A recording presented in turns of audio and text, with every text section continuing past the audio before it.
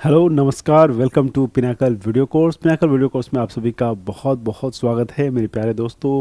मुझे पूरी उम्मीद है कि आप बहुत अच्छे से होंगे और आपकी तैयारी जो है वो भी बहुत अच्छे से चल रही होगी।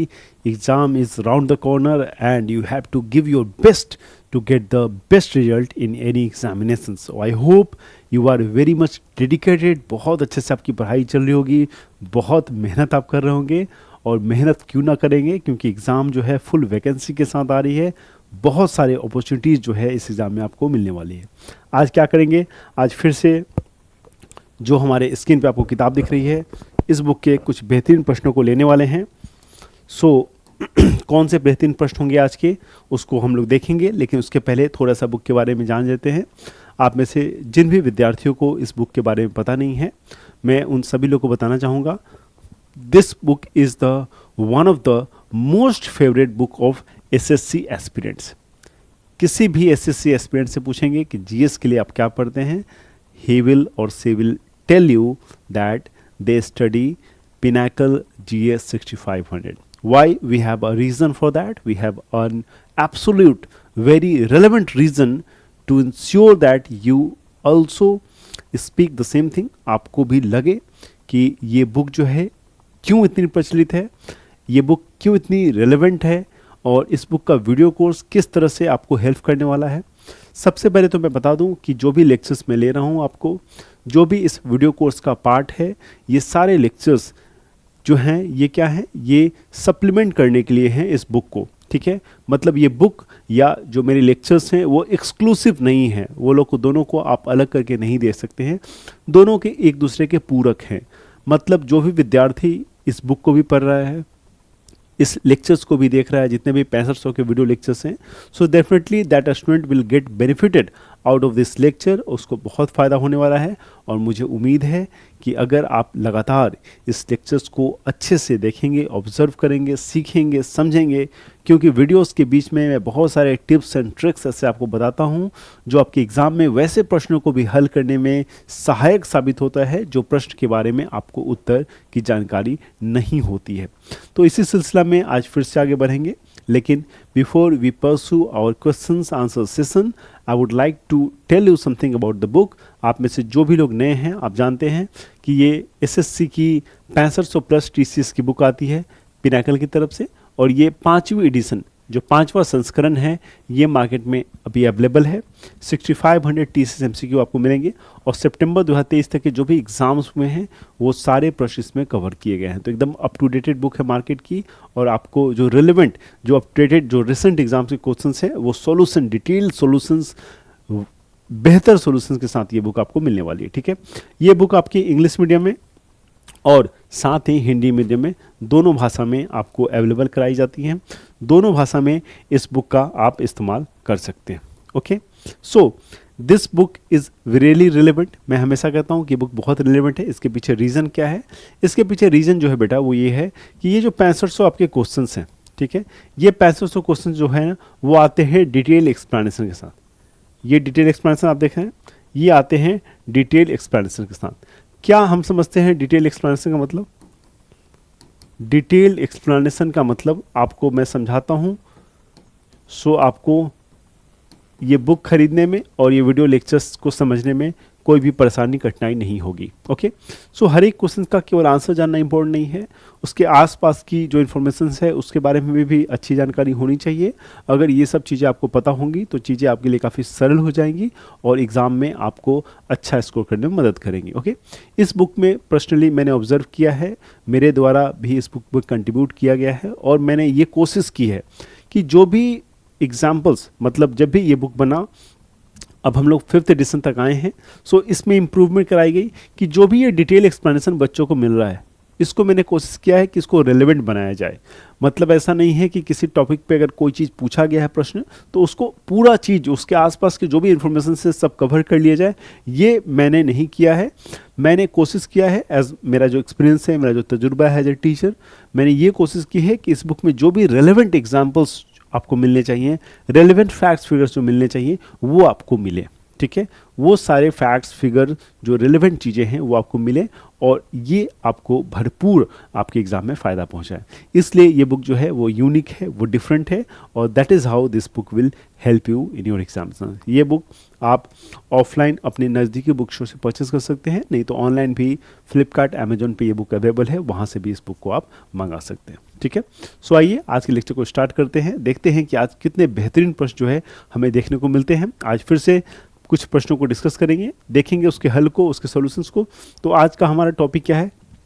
आज का हमारा लास्ट क्लास है एंसेंट हिस्ट्री का। ठीक है, एंसेंट हिस्ट्री का लास्ट क्लास है। ये टॉपिक तो हमने ऑलरेडी कवर किए हैं, ये दोनों टॉपिक हमारा ऑलरेडी कवर है। ठीक है, सो एंसेंट हिस्ट्री का लास्ट क्लास है। इसके साथ साथ हम लोग मिडिवल मध्यकालीन भारत की शुरुआत करेंगे। मध्यकालीन भारत भी काफ़ी इम्पॉर्टेंट है, आपके एग्ज़ाम में उससे भी प्रश्न आते हैं। सो जो भी इम्पॉर्टेंट प्रश्न जो है एग्ज़ाम में आते हैं उसको भी आज हम लोग करने की कोशिश करेंगे। ठीक है, सो लेट्स बिगिन द लेक्चर को स्टार्ट करते हैं और देखते हैं कि कैसे कैसे प्रश्न जो है आज आपके सामने रखे गए हैं और किस तरह से इसका जो सॉल्यूशन है हम निकाल पाते हैं। So let's begin the lecture with the very first question. So पहला क्वेश्चन आपके सामने आज का है, the caves of Elephanta are predominantly dedicated to which of the following deities. Okay, क्या कह रहा है? एलिफेंटा की गुफाएं मुख्यतः निम्नलिखित में से किस देवता को समर्पित है? ठीक है, एलिफेंटा की जो गुफाएं हैं मुख्यतः निम्नलिखित में से किस देवता को समर्पित हैं? Lord Shiva, Lord Krishna, Lord Rama, Lord Ganesha. Okay, भगवान शिव, भगवान कृष्ण, भगवान शिव, भगवान कृष्ण, भगवान राम और भगवान गणेश। यस, सो एलिफेंटा की गुफाएं,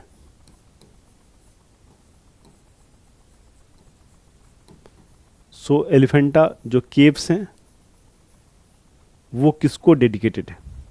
एलिफेंटा के जो केव्स हैं वो किसको डेडिकेटेड हैं? काफ़ी इजी सवाल है। क्या आंसर हो जाएगा?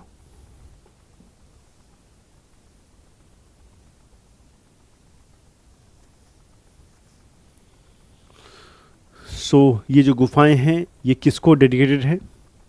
अच्छा, किसके द्वारा बनाई गई हैं? अगर ये पूछा जाए कि जो गुफाएं हैं इसका निर्माण किस रूलर ने किया था? ठीक है,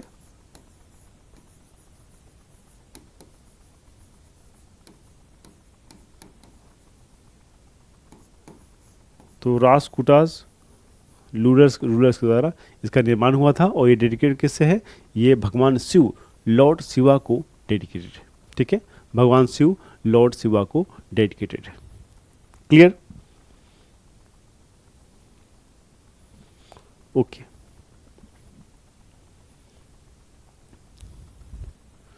सो इन विच of the following temples will you find gopurams? निम्नलिखित में से किन मंदिरों में आपको गोपुरम मिलेगा? गोपुरम क्या होता है? ये भी एक अपने आप में सवाल है। What is gopuram? So gopuram बेटा क्या होता था? दक्षिण भारत के मंदिरों में आप ज़्यादातर इसको देखेंगे। साउथ इंडिया के जो टेम्पल्स हैं वहाँ पे ज़्यादातर आपको गोपुरम मिलेंगे। जो एंट्रेंस गेट होता है उस गेट पे बहुत बड़ा एक स्ट्रक्चर आपको देखने को मिलेगा जो गेट नुमा होता है। ठीक है, उसको हम लोग गोपुरम कहते हैं। और साउथ इंडिया के जो मंदिर थे, खासकर प्राचीन काल के जो मंदिर थे, वहाँ पे आपको गोपुरम दिखेगा। ठीक है, सो एंट्रेंस गेट होता है गोपुरम। ठीक है, सो पहला ऑप्शन है शिव मंदिर चिदम्बरम, उसके बाद है भवतारिणी मंदिर दक्षिणेश्वर, फिर golden temple Amritsar, Dilwara temple mount Abu. क्या आंसर होना चाहिए? Yes, what would be the right answer? Gopuram जो है आपको कहां देखने को मिलेगा ये आपसे पूछा जा रहा है।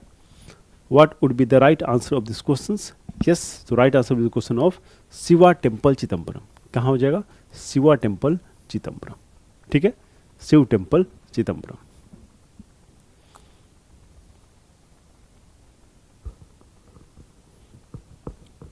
Okay,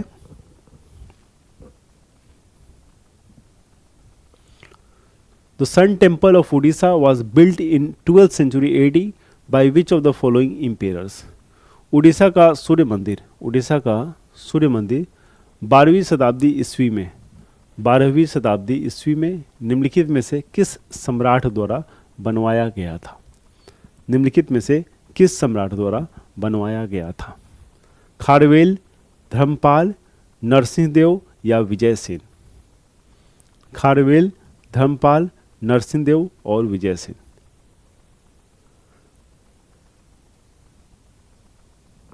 okay, so sun temple of Orissa, important प्रश्न है ये।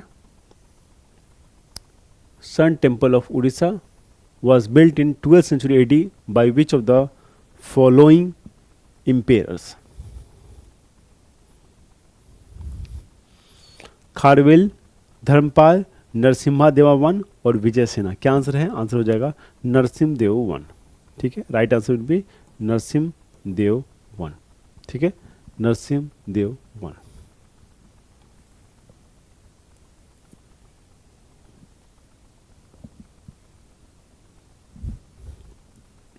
Which of the following is a work on statecraft written by Krishnadeva Raya? निम्नलिखित में से कौन कृष्णदेव राय द्वारा, कृष्णदेव राय को आप जानते हैं, काफ़ी पॉपुलर विजयनगर एम्पायर के लीडर थे, शिल्प पर एक कृति है। निम्नलिखित में से कौन कृष्णदेव राय द्वारा लिखित राजशिल्प पर एक कृति है? कपूर मंजरी, अमुक्त माल्याद, तोलकाप्यम और कदम्बरी। ओके, चार ऑप्शंस आपके सामने हैं, क्या हो जाएगा right answer? Which of the following is a work on statecraft written by Krishnadeva Raya? Krishnadeva Raya के बारे में जानते हैं, ये विजयनगर इंपेयर थे in early 16th century.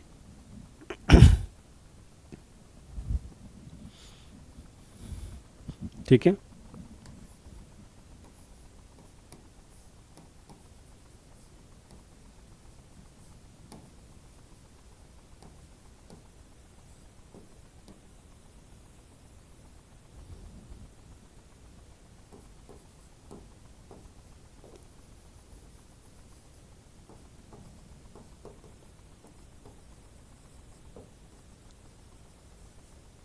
early 16th century.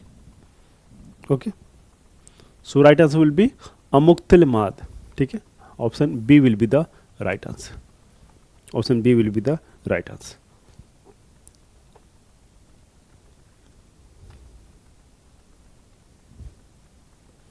Okay, who among the following wrote the basic text of वैश्विक दर्शन? वैशेषिक दर्शन, वैशेषिक दर्शन। सो निम्नलिखित में से किसने वैशेषिक दर्शन का मूल पाठ लिखा था?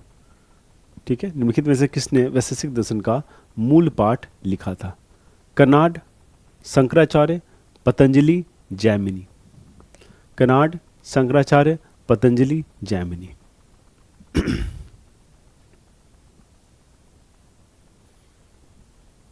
सो वैशेषिका क्या है? ये क्या है? It is one of the 6 Indian school of philosophy. ठीक है,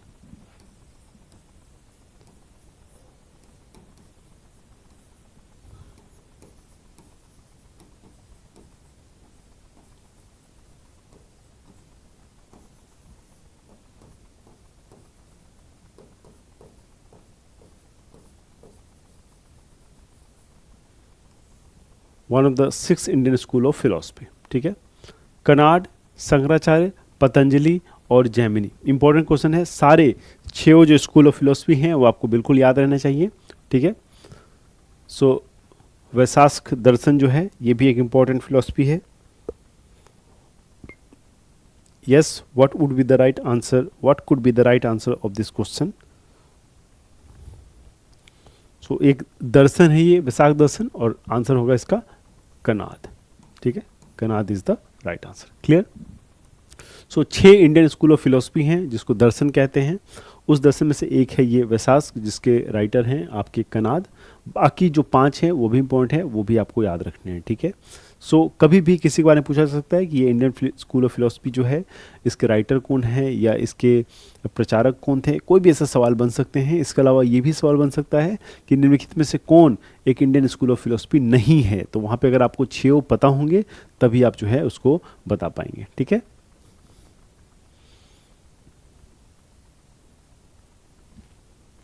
okay. The story of Mainamati and Gopi Chandra is a part of which of the following literary works? Mainamati और गोपी चंद्र की कहानी निम्नलिखित में से किस साहित्यिक कृति का हिस्सा है? निम्नलिखित में से किस साहित्यिक कृति का हिस्सा है? किस साहित्यिक कृति का हिस्सा है? नाथ लिटरेचर, चंडीमंगल काव्य, मानसामंगल काव्य और संस्कृत महाकाव्य। मैनामती और गोपीचंद्र की कहानी निम्नलिखित में से किस साहित्यिक कृति का हिस्सा है? नाथ लिटरेचर, चंडीमंगलम काव्य, मानसामंगलम काव्य और संस्कृत महाकाव्य। चारों ऑप्शंस आपको यहाँ दिख रहे हैं, चारों इंपॉर्टेंट ऑप्शंस हैं। आपको बताना है क्या हो जाएगा right answer. Yes, what would be the right answer? So this question, इस प्रश्न का जो सही उत्तर है वो क्या है? वो है बेटा नाथ साहित्य। ठीक है, क्या है? नाथ साहित्य। ठीक है, सो नाथ साहित्य क्या है? फिर से एक बार क्वेश्चन को ध्यान से देखिए क्योंकि महत्वपूर्ण क्वेश्चन है। आपको सीजीएल में पूछा गया 21 में, चांसेस हैं कि इस बार के जो एग्जाम्स जो भी हैं वहाँ पे ऐसे क्वेश्चंस को फिर से दोहरा लिया जाए। ठीक है, कह रहा है कि the story of Mainamati and Gopi Chandra is a part of which of the following literary works. Okay, so Mainamati और गोपी चंद्र की जो कहानी है वो एक साहित्यिक जो बुक है उसका हिस्सा है। वो बुक कौन सा है? वो लिटरेचर कौन सा है? वो है नाथ लिटरेचर। ठीक है, नाथ साहित्य। क्लियर है? याद रहेगा? ओके।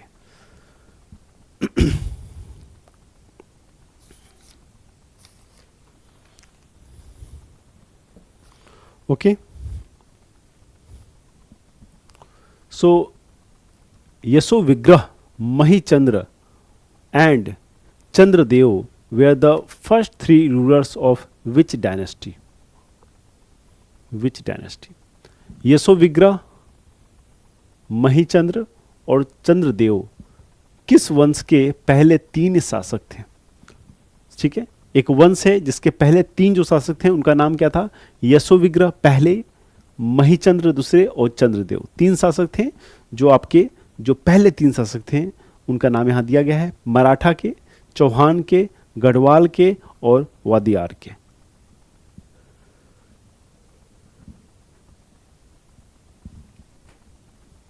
मराठा, चौहान, गढ़वाल, वाडियार। देखिए किस तरह के प्रश्न पूछे जा रहे हैं, इसलिए मैं कहता हूं कि हर एक वंश, हर एक डायनेस्टी के बारे में आपको थोड़ी बहुत नॉलेज होनी चाहिए। जब थोड़ी बहुत भी नॉलेज रहेगी, अगर देखिए इसमें से एक का भी नाम अगर आपको पता हो कि ये जो बंदा है इस वंश से बिलोंग करता है, ये जो राजा है, ये जो रूलर है वो पर्टिकुलर किसी वंश से बिलोंग करता है, तो आपको 2 का पता नहीं भी हो तो आप आंसर कर जाओगे। इसलिए एक एग्जैक्ट ओवरऑल अंडरस्टैंडिंग किसी भी टॉपिक का बहुत जरूरी है। अगर वो होगा तो चीज़ें काफ़ी आसान और सरल हो जाएंगी। ठीक है, सो इसलिए बहुत ध्यान से आपको चीज़ों को कवर करना है। बहरहाल इसका जो आंसर है वो क्या है? गढ़वाल डायनेस्टी। ठीक है, Garhwal is the right answer. Okay,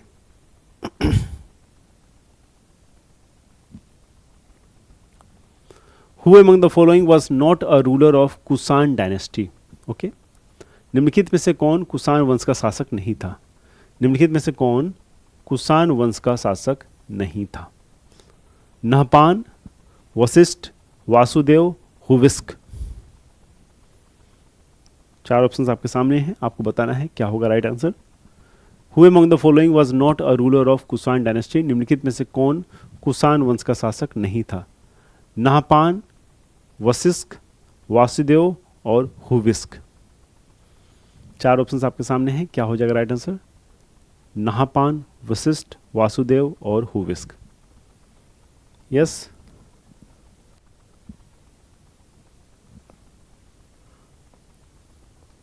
क्या होगा राइट आंसर? कुषाण वंश का शासक नहीं था। ठीक है, सो कुषाण वंश के सारे शासक के बारे में जानकारी होगी तभी तो बता पाओगे ना आंसर। आपको पता होना चाहिए कुषाण वंश के कौन कौन से रूलर्स थे, तभी तो आंसर निकल के आएगा ना। क्या आंसर हो जाएगा बताइए? सारे ऑप्शंस यहाँ दिए गए हैं, what would be the right answer? Vasishtha, Vasudeva, Huvishka ये तीनों रूलर थे, तो आंसर क्या हो जाएगा? नहपान। नहपान जो थे वो कुषाण वंश के रूलर नहीं थे, बाकी तीनों जो थे वो थे। सो इसलिए इन तीनों का नाम भी आपको याद करना पड़ेगा। Please remember name of all 3। ठीक है, अगर इन तीनों का नाम याद रहेगा, अगली बार अगर आपसे क्वेश्चन पूछा जाएगा, मान लो कि एक वासुदेव का नाम दे दिया गया और 3 अलग वंश के नाम दे दिए गए। तो आपको अगर पूछा जाए कि निम्नलिखित में से कौन एक कुषाण वंश का शासक है, तो वासुदेव आपको नाम याद रहेगा, तो आप इसलिए आंसर कर पाओगे। तो हर एक क्वेश्चन में फ्यूचर का पोटेंशियल क्वेश्चन होता है।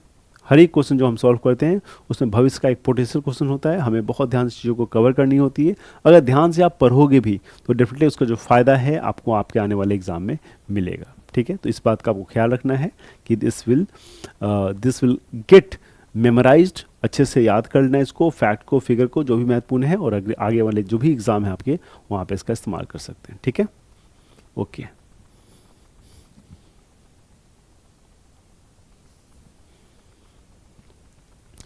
Identify the Indian state which was known as Pragjyotisha during the epic period.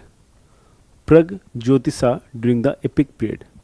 उस भारतीय राज्य की पहचान करें जिसे महाकाव्य काल में प्रगज्योतिष के रूप में जाना जाता था।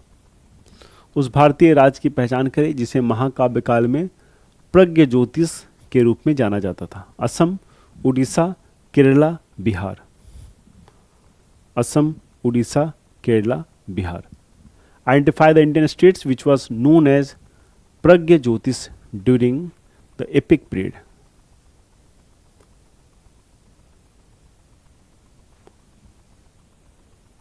महाकाव्य काल में। ठीक है, तो प्रगज्योतिष के नाम से किया जाना जाता था असम को। मैंने पहले भी ये क्वेश्चन आपको कराया हुआ है। ठीक है, सो पहले कराया है तो बिल्कुल अभी सही होना चाहिए। अभी सही नहीं होगा तो फिर गलत बात है।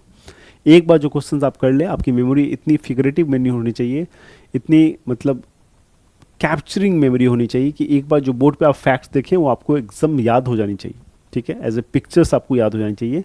इसलिए ये वीडियो लेक्चर्स का फ़ायदा होता है। क्वेश्चंस आंसर ही हम लोग कर रहे हैं, लेकिन जब चीज़ों को बोर्ड पर हम लोग देखते हैं, करते हैं, बात करते हैं, इंटरेक्टिव वे में करते हैं, तो चीज़ें हमें याद हो जाती हैं। और जो चीज़ें हमें याद हो जाती हैं एग्जामिनेशन हॉल में कहीं ना कहीं जब भी हम उस तरह के प्रश्न कोई देखते हैं तो एग्जैक्ट हमारा माइंड जो है वो आंसर बताता है कि इसका आंसर ये है। ठीक है, तो उस ढंग पे हम काम करेंगे। ठीक है, ओके।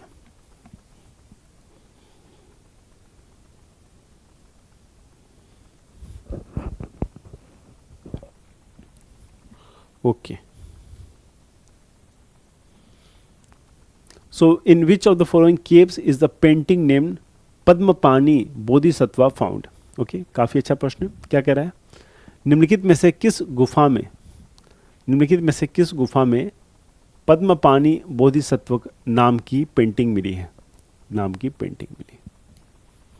निम्नलिखित में से किस गुफा में पद्मपानी बोधिसत्व नाम की पेंटिंग मिली है। Ajanta cave number 2, 4, 3, 1।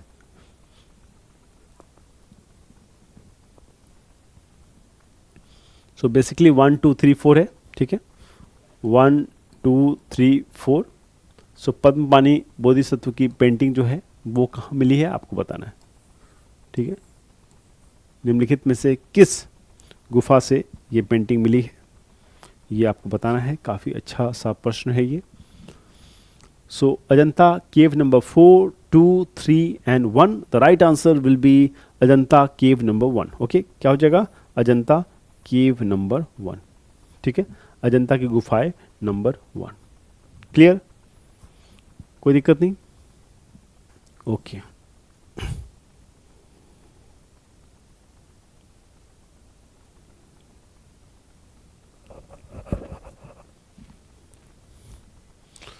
So Bhaskar Varman of the Varman dynasty ruled in the region of, okay, so Varman वंश के ध्यान से देखिए, भास्कर वर्मन ने किस क्षेत्र में शासन किया था। सरल प्रश्न है, फैक्चुअल प्रश्न है। अगर आपको पता होगा तो कोई भी कठिनाई आपको नहीं होगी, काफ़ी सरलता से आप इसका उत्तर दे सकते हैं। ठीक है, बहुत सिंपल है। भास्कर वर्मन जो है वर्मन डायनेस्टी के थे और किस रीजन में इन्होंने रूल किया था, ये सिंपल सा प्रश्न आपसे पूछा गया। किस रीजन में इन्होंने रूल किया था।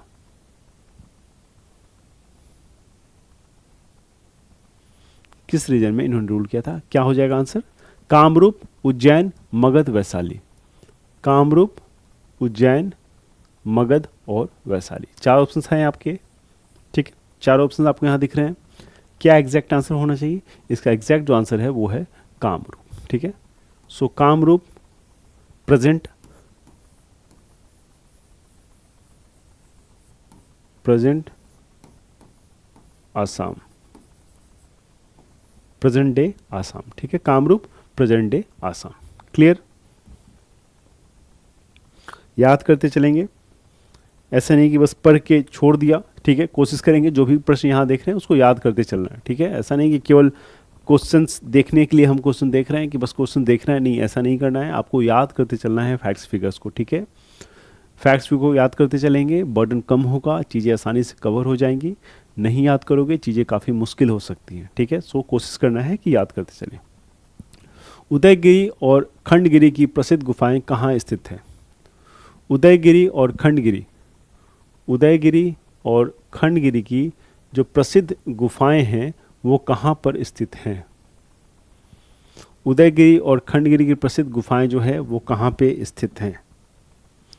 उदयगिरी और खंडगिरी की जो प्रसिद्ध गुफाएं हैं वो कहाँ पे स्थित हैं? त्रिपुरा, उत्तराखंड, उड़ीसा, छत्तीसगढ़। त्रिपुरा, उत्तराखंड, उड़ीसा और छत्तीसगढ़। क्या है? उदयगिरी और खंडगिरी। ठीक है, दोनों महत्वपूर्ण है। उदयगिरी और खंडगिरी।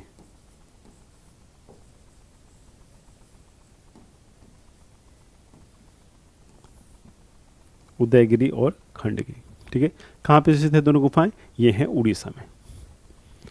याद हो रहा है ना? याद कर रहे हैं, याद करते चलेंगे। ठीक है, याद नहीं करेंगे तो दिक्कत हो जाएगा बेटा फिर। ठीक है, और कोशिश करेंगे याद करेंगे। फैक्चुअल क्वेश्चंस हैं, मैं केवल इसलिए प्रेजेंटेबल स्टाइल में आपको बता रहा हूँ क्योंकि चीज़ें आपको याद हो जाए।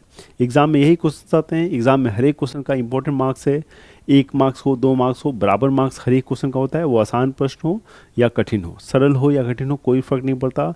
हर एक प्रश्न का सेम वैल्यू है, इसलिए हर एक प्रश्न आपको पोटेंशियल एक क्वेश्चन दिखना चाहिए आपके एग्जाम में। ठीक है, हो सके किसी से क्वेश्चन उठा के आपसे फिर से एग्जाम में पूछ लिया जाए। ठीक है, इसलिए बहुत ध्यान से चीज़ों को देखना है और याद करते चलना है। कोशिश ये करनी है कि जो भी चीज़ हम देख रहे हैं, जो भी फैक्ट्स फिगर जो रेलेवेंट सर पढ़ा रहे हैं उसको याद करते चलेंगे। ठीक है, याद करते चलेंगे तो काफ़ी आसानी से हमें आगे भविष्य में इसको एग्ज़ाम में अगर इससे क्वेश्चन आता है तो उसको सॉल्व करने में हमें सहूलियत होगी।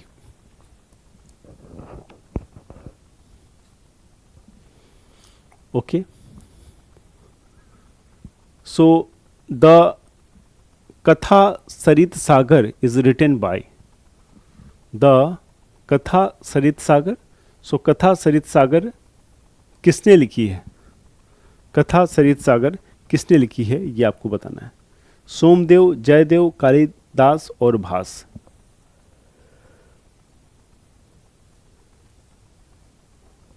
सोमदेव, जयदेव, कालिदास और भास।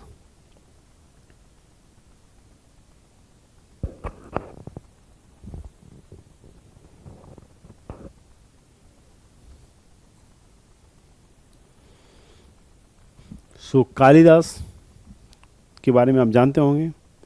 You can easily tell the exact work by him.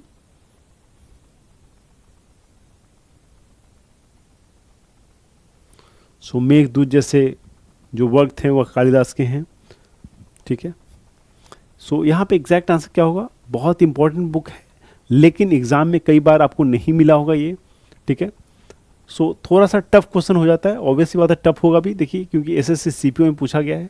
आप जानते हैं सीपीओ की एग्ज़ाम कितनी इंपॉर्टेंट है, सीपीओ की जॉब कितनी अच्छी है, इसलिए जितनी जो चीज़ें अच्छी हैं, जो एग्ज़ाम टफ है, वहाँ से थोड़ा सा कठिन प्रश्न तो आपसे ज़रूर पूछा जाएगा, तो उसके लिए आपको बिल्कुल तैयार रहना चाहिए। ठीक है, आंसर क्या हो जाएगा इसका? आंसर है इसका सोमदेव।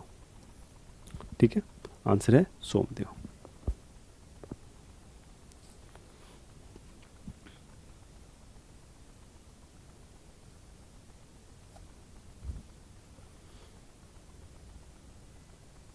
ओके,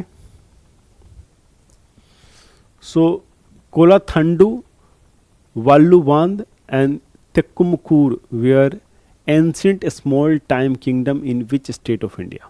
Okay, so कोलथुनाडू, वल्लुवानाड तथा थिक्कुमुकूर भारत के किस राज्य में प्राचीन अल्पकालिक साम्राज्य हुए थे? भारत में प्राचीन अल्पकालिक साम्राज्य हुए थे। गुजरात, कर्नाटका, केरला, बिहार। गुजरात, कर्नाटका, केरला, बिहार। अच्छा देखिए, अगर आप नाम पे कॉन्सेंट्रेट करेंगे, जो नेम्स है यहाँ पे, सो एक चीज़ आपको बहुत आसानी से पता चल जाएगा। यहाँ पे क्या पता चल जाएगा कि ये जो नेम्स हैं, ठीक है, क्या पता चलेगा, ये ऑब्वियस सी बात है, कोल्लुथुनाडु, वल्लुवनाड और थेक्कुमलुकूर ये आपको नॉर्थ इंडिया में नहीं मिलेगा। ठीक है, सो हम नॉर्थ इंडिया के बिहार काट सकते हैं और गुजरात भी काट सकते हैं। वेस्टर्न इंडिया में भी ऐसे नाम नहीं होते गुजराती नाम। सो अल्टीमेटली हम कहाँ पहुँचेंगे? हम कर्नाटका और केरला पे पहुँचेंगे। और यहाँ पे एक इंटेलिजेंट गेस कर सकते हैं अगर हमारे आंसर नहीं भी पता है तो। मैं आपको बार बार समझाता हूँ कि जो साउंड है, जो नाम है किसी चीज़ का, कोई प्रश्न में आपको ये आइडेंटिफाई करना है कि ये जो नाम है ये कहाँ से बिलोंग करता है, कहाँ से ताल्लुक़ रखता है। जब आप ये करेंगे तो आपको पता चलेगा कि ये जो नाम है यहाँ का तो हो ही नहीं सकता है, और उसको आपको बेसिकली एलिमिनेशन मेथड से आंसर पाने में बहुत सहायता होगी। बहरहाल इसका जो आंसर है वो क्या है? वो है केरला। ठीक है, Kerala is the right answer.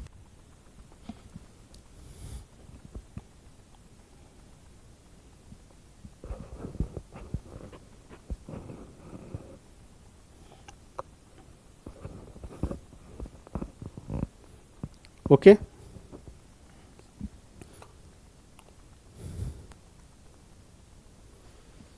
So when did the Vikram era begin? काफ़ी इजी क्वेश्चन है ये। विक्रम एरा की शुरुआत कब हुई थी? विक्रम युग की शुरुआत ईसा पूर्व में हुई थी। किस ईसा पूर्व में हुई थी? ठीक है, क्या हो जाएगा आंसर? विक्रम एरा की शुरुआत हुई थी आपकी 57 बीसी में। ठीक है, इजी प्रश्न है, 57 बीसी में। क्लियर है? 57 बीसी में। Okay, so let's begin with medieval India. मध्यकालीन भारत के अब प्रश्नों को देखेंगे। एंशिएंट हिस्ट्री के सारे प्रश्न हम लोग देख चुके हैं। अब हम लोग जो है मिडिवल हिस्ट्री के कुछ बेहतरीन प्रश्नों को देखने की कोशिश करेंगे। Okay, so let's begin the middle history with the very first question. और आपके सामने मिडिवल हिस्ट्री का पहला question. The famous Arabic scholar Al Biruni, the famous Arabic scholar Al Biruni came into contact with India through in the 11th century AD. In the 11th century AD. प्रसिद्ध अरबी विद्वान अल बिरूनी 11वीं शताब्दी ईस्वी में किसके साथ भारत आया था? ठीक है, प्रसिद्ध अरबी विद्वान अल बिरूनी 11वीं शताब्दी ईस्वी में किसके साथ भारत आया था? किसके साथ ये भारत आया था, ये प्रश्न पूछा जा रहा है। अब्दुल्लाह शाह गाजी, महमूद गजनी, अल वालिद और मोहम्मद बिन कासिम। सारे ऑप्शंस आपको बताए गए हैं। क्या हो जाएगा राइट आंसर? सो 1000 से लेके 1027 एडी तक जिसके साथ ये आए थे, उन्होंने 17 बार भारत पे आक्रमण किया था। 70 टाइम्स भारत पे आक्रमण किया था।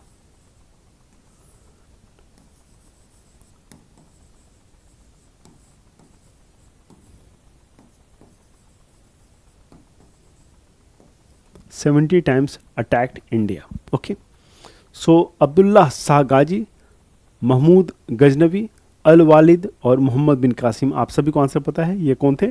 महमूद गजनवी, जिन्होंने भारत पे 17 बार आक्रमण किया था। ये भी अपने आप में एक प्रश्न बनता है कि कितनी बार इन्होंने भारत पे आक्रमण किया था। Okay,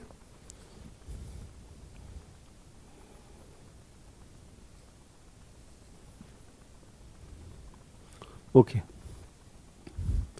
so Sultan Mahmud of Ghazni raided which famous Indian temple? Sultan Mahmud ने किस प्रसिद्ध भारतीय मंदिर पर हमला किया था? किस प्रसिद्ध भारतीय मंदिर पे हमला किया था? सारे ऑप्शंस आपके सामने हैं, बताइए क्या हो जाएगा राइट आंसर। किस मंदिर पे हमला किया था? किस मंदिर पे हमला किया था? Somnath temple Gujarat, Jagannath Puri temple Orissa, Yamunotri temple Uttarakhand और लिंगराज टेम्पल उड़ीसा। लिंगराज टेम्पल उड़ीसा।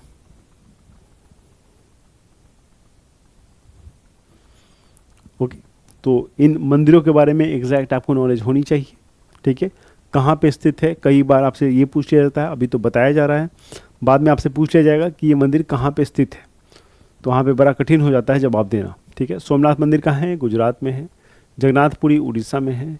यमुनोत्री मंदिर उत्तराखंड में है। और लिंगराज मंदिर उड़ीसा में है, ठीक है। ये इंपॉर्टेंट है, ये ज़्यादा इंपॉर्टेंट है मुझे लगता है, ये आपको ध्यान रखना है, ठीक है। तो जो भी इंपॉर्टेंट फैक्ट्स फिगर्स हैं उसको याद करेंगे, कोशिश करेंगे मैक्सिमम से मैक्सिमम फैक्ट्स जो हैं हमें याद रहें, ठीक है। मैक्सिमम से मैक्सिमम फैक्ट जो हैं वो हमें याद रहें। क्लियर?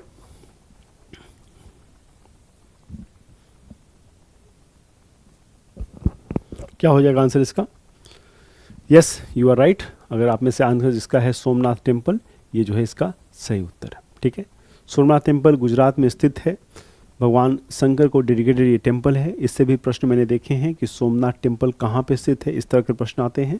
और यहाँ पे एकदम यूनिक सा प्रश्न आपसे पूछा गया, ठीक है, कि Sultan Mahmud of Ghazni raided which famous Indian temple. So जो महमूद ऑफ गजनी था उन्होंने सोमनाथ टेम्पल पे हमला किया था, ठीक है। कहाँ पे स्थित है, ये गुजरात में स्थित है, ओके, गुजरात में स्थित है, okay. So in which year was the Battle of Peshawar fought between Raja Jaipal and Mahmud Ghazni? Between राजा जयपाल और Mohammad Ghazni.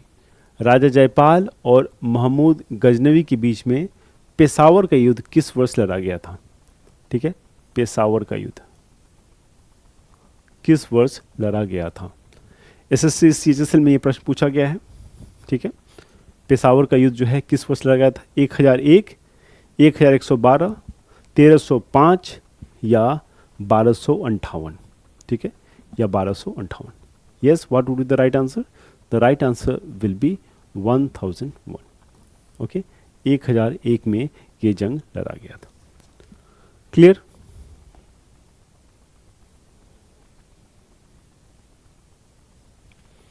Okay. When did the Mongol ruler Genghis Khan die? Mongol शासक चंगेज खान की मृत्यु कब हुई थी?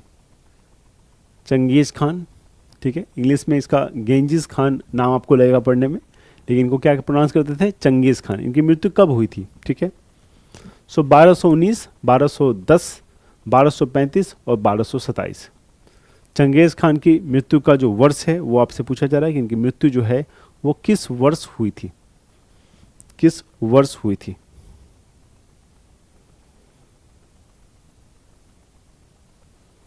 So basically he was the founder and the first great khan of Mongol empire, ठीक है। He invaded India during the reign of Iltutmish, during the reign of Iltutmish. जब इल्तुतमिश का रूल था उस समय इन्होंने इंडिया में इन्वेड किया था चंगेज खान ने, ठीक है। And he died in 1227, 1227, okay.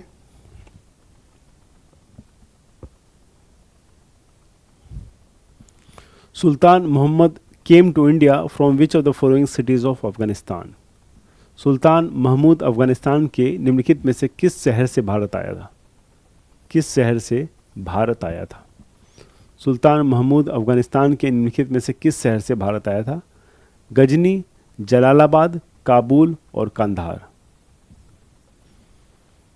Ghazni, Jalalabad, Kabul और कंधार। गजनी, जलालाबाद, काबुल और कंधार।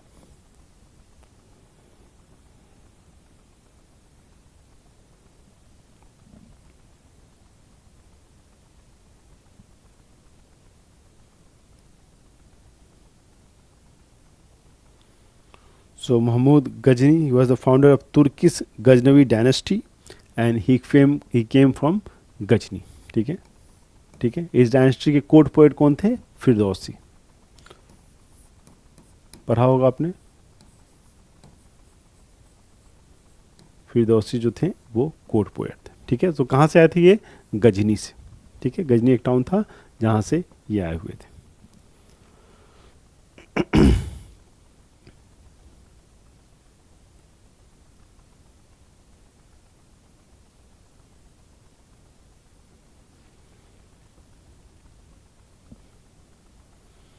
सो who among the following was the best known Chahamana ruler, निम्नलिखित में से सबसे प्रसिद्ध चाहमन शासक कौन थे? सबसे प्रसिद्ध चाहमन शासक कौन था? निम्नलिखित में से सबसे प्रसिद्ध चाहमन जो शासक था वो कौन था? निम्नलिखित में से सबसे प्रसिद्ध चाहमन शासक जो था वो कौन था? पृथ्वीराज तृतीय, विग्रहराज द्वितीय, पृथ्वीराज प्रथम या वासुदेव? सबसे पॉपुलर चाहमन जो शासक था वो कौन था?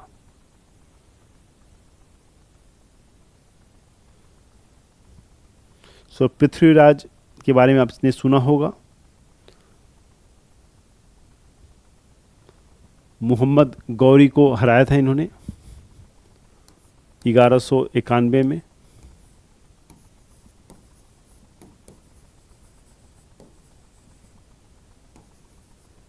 मोहम्मद गौरी, लेकिन गॉट डिफीटेड, हार भी गए थे कब? 1992 में, 1192 में, ठीक है, 1992 में, 1192 में हार भी गए थे 1192 में, ठीक है। कौन थे वो? वो थे पृथ्वीराज तृतीय। पृथ्वीराज तृतीय सबसे मशहूर चाहमन जो शासक थे वो थे पृथ्वीराज तृतीय, ठीक है। ये जंग के लिए भी जाने जाते थे। मोहम्मद गौरी को हराया था 1191 में और 1192 में मोहम्मद गौरी से हार भी गए थे, ठीक है। तो याद रखिएगा सबसे प्रसिद्ध अगर चाहमन शासक कभी आपसे पूछे तो याद रखिएगा ही वॉज पृथ्वीराज तृतीय, ठीक है, पृथ्वीराज तृतीय।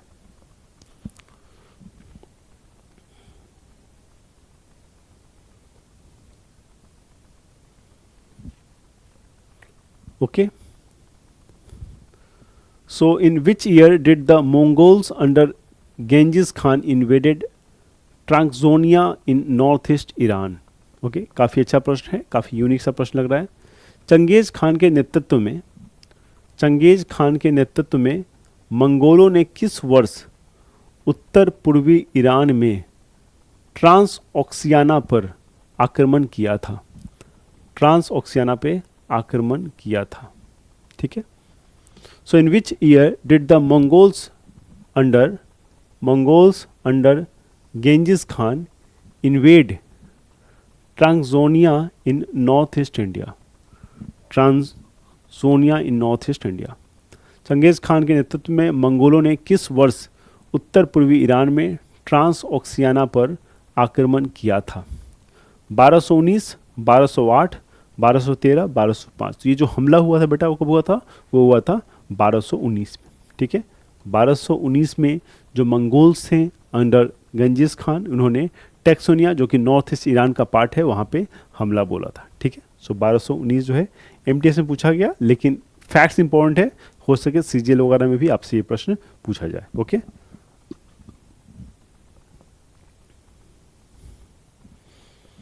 Okay. So Zoroaster was an prophet. Zoroaster जो थे वो कौन थे? जोरोस्टर एक नबी था, कहाँ का? भारतीय, चीनी, ब्रिटिश और ईरानी। जोरास्टर जो था एक क्या था? नबी था, या कह सकते हैं क्या था? एक प्रोफेट था। कहाँ का? भारतीय, चीनी, ब्रिटिश और ईरानी। भारतीय, चीनी, ब्रिटिश और ईरानी। Zoroaster was an prophet of Iran, ठीक है। सो क्या था ये थे ईरानियन, ठीक है। सो ही वाज एन ईरानी। क्लियर, समझ में आ गई? फैक्चुअल नॉलेज है, इंफॉर्मेशन है। सो याद रखिएगा जोरास्टर जो थे वो क्या थे? वो एक नबी थे ईरान से। Okay. Who among the following build the first European fort in India in year 1503? Okay, so निम्नलिखित में से किसने वर्ष 1503 में भारत में पहला यूरोपियन किला बनवाया था? ठीक है, ये सब हिस्ट्री के काफ़ी महत्वपूर्ण प्रश्न हैं, आपके एग्जाम में पूछे जाते हैं, पूछे जाएंगे, पूछे जाते रहे हैं। सो अच्छे से इनको याद करना बहुत जरूरी है। सारे फैक्ट्स को अच्छे से याद कर लेंगे, चीज़ें आपको तभी जाके जो है आपकी हेल्प कर पाएंगे, ठीक है। क्या आंसर हो जाएगा इसका? निम्नलिखित में से किसने वर्ष 1503 में भारत में पहला यूरोपियन किला बनवाया था? अगर भारत में पहला कोई यूरोपियन किला बनवाया गया था तो इन्हीं लोगों के द्वारा बनाया गया था।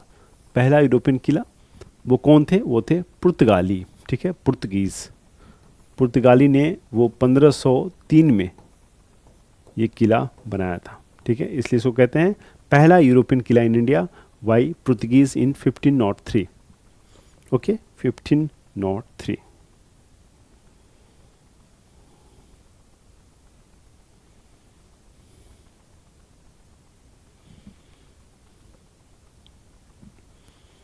Okay, so Mohammad Ghori attacked Tabarhinda Bhatinda in 1191 strategic point 4। Mohammad Ghori ने 1191 में ताबर हिंडा यानी कि भटिंडा पर हमला किया, जो किसका एक राजनीतिक बिंदु था। 1191 में क्या हुआ था? Battle of Tarain. Battle of Tarain 1191 में क्या हुआ? बैटल ऑफ तराइन, ठीक है। 1192 में क्या हुआ? सेकेंड बैटल ऑफ तराइन, दूसरा बैटल। 1192 में दूसरा बैटल हुआ। सो 1191 में क्या हुआ? मोहम्मद गौरी को हरा दिया गया, किसके द्वारा? पृथ्वीराज चौहान के द्वारा, क्योंकि पृथ्वीराज चौहान का ये एक इम्पॉर्टेंट स्ट्रेटजिक पॉइंट था। लेकिन पृथ्वीराज चौहान को ठीक इन्होंने ही, मतलब मोहम्मद गौरी ने ही दूसरे जो बैटल हुए, जो सेकेंड बैटल ऑफ तराइन हुआ, वहाँ पे पराजित किया। वो कब हुआ? वो हुआ 1192 में, ठीक है, सेकेंड बैटल ऑफ तराइन। और यहाँ पे जो पृथ्वीराज चौहान है वो हार जाते हैं मोहम्मद गौरी के हाथों, ठीक है, मोहम्मद गौरी के हाथों हार जाते हैं। सो आज के लेक्चर में जो भी फैक्ट्स फिगर देखें, थोड़ा सा हिस्टोरिकल है। आज हमने एंशिएंट हिस्ट्री पूरी कवर कर ली है और आज मिडिवल हिस्ट्री के कुछ प्रश्न कराए गए हैं। मुझे उम्मीद है कि एंशिएंट हिस्ट्री के जो भी प्रश्न मैंने आपको बताए, देखिए जो भी प्रश्न मैंने डिस्कस किए हैं क्लास में, उससे ज़्यादा इम्पोर्टेंट है कि किस तरह के प्रश्न आ रहे हैं और किस तरह के प्रश्न भविष्य में आ सकते हैं, इस बात पे गौर करना। अगर मेरे पूरे लेक्चर्स को आप एक जगह इकट्ठा करके माइंड में कॉन्सेप्ट सोचोगे कि सर ने क्या क्या एक्स्ट्रा कॉन्सेप्ट बताया है, तो आपको एक चीज़ रियलाइज़ होगा कि बहुत सारे ऐसे एडिशनल चीज़ें मैंने आपको बताई हैं जो आपके एग्ज़ाम में आपको बहुत मदद करने वाली है, बहुत ज़्यादा मदद करने वाली है। लेकिन आपको उन सारी चीज़ों को क्या करना पड़ेगा? इम्प्लीमेंट करना पड़ेगा। आपको इम्प्लीमेंट करना पड़ेगा। जब आप प्रैक्टिस करोगे, टेस्ट सीरीज लगाओगे, पिनाकल का टेस्ट पास है, वहाँ बहुत सारे प्रश्न हैं, उन सबों को जब आप सॉल्व करेंगे तो आपको ये रियलाइज़ होगा कि एग्जैक्टली सर ने जो बताया था उसी तरह से हम लोग जो है क्वेश्चंस को सॉल्व कर पा रहे हैं, ठीक है। ये सारे क्वेश्चंस तो कई बार काफ़ी आसान होते हैं, लेकिन कई बार काफ़ी कठिन प्रश्न जो है आपसे पूछे जाते हैं। इसलिए multiple revision of your resources is very important, ठीक है। बहुत ध्यान से पढ़ते रहिए, पिनाकल के बुक का भरपूर इस्तेमाल कीजिए। वीडियो कोर्सेज आपके साथ है और मुझे पूरी उम्मीद है कि आप इसी जद्दोजहद दिल से पढ़ाई करते रहेंगे तो आपकी सफलता जो है निश्चित है। अपना बहुत बहुत ख्याल रखिए। मैं मिलता हूँ नेक्स्ट क्लास में। तब तक study hard and study with a strategy कि इस बार हमें एग्ज़ाम क्लियर करना है। ये माइंड में गोल होना चाहिए कि कम व्हाट में I will clear the exam this year only. अगर ये माइंड में हमेशा बने रहेगा कि मुझे एग्ज़ाम इस साल ही क्लियर करना है, चाहे कुछ भी हो जाए, तो यकीन मानिए आपका एग्ज़ाम जो है इसी साल क्लियर हो जाएगा। सो ये माइंड में हमेशा रखें कि ये जो चांस है, ये जो अटैम्प्ट है, ये मेरा लास्ट अटैम्प्ट है, इसके बाद मुझे कोई अटैम्प्ट नहीं मिल रहा है। So make a very deadly mind set to clear exam and you will eventually clear the exam. All the best, study hard, please take care of yourself. Thank you.